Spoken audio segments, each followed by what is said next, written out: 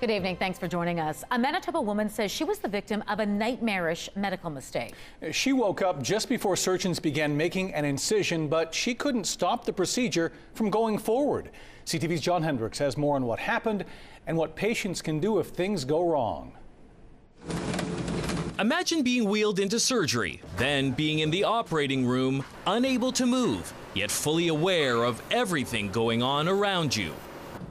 Donna Penner doesn't have to imagine. That's exactly what happened to her a few years ago during an exploratory surgery. Then the next thing I knew was I heard the surgeon speak up, and his words just sent a shock through my system when I heard him say, "Scalpel, please." Penner says she hadn't been given enough anesthesia to render her unconscious.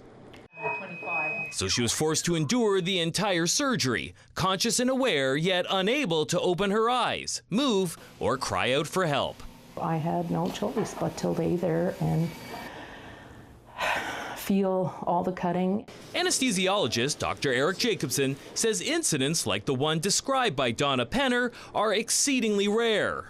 Generally speaking, you should not be scared off anesthesia, but if you have an appropriately trained person and you go to an appropriate facility, you can have safe surgery with good outcomes. Sometimes things happen that aren't planned.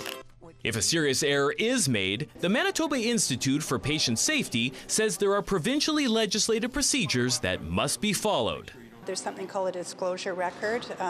The patient and family are allowed to and have the right to know what the facts are. Both at the time of the incident and as information becomes known. Patients can also complain to the College of Physicians and Surgeons. And you can also contact a lawyer specializing in medical malpractice. Everybody is accountable. Everybody, doctors, nurses, lawyers, chiropractors, everybody's accountable. And so we facilitate that. But Donna Penner wants serious errors avoided in the first place. That's why she's sharing her story. And if I can do something to spare someone that kind of experience, I will tell it 1,000 times. Jon Hendricks, CTV News, Winnipeg.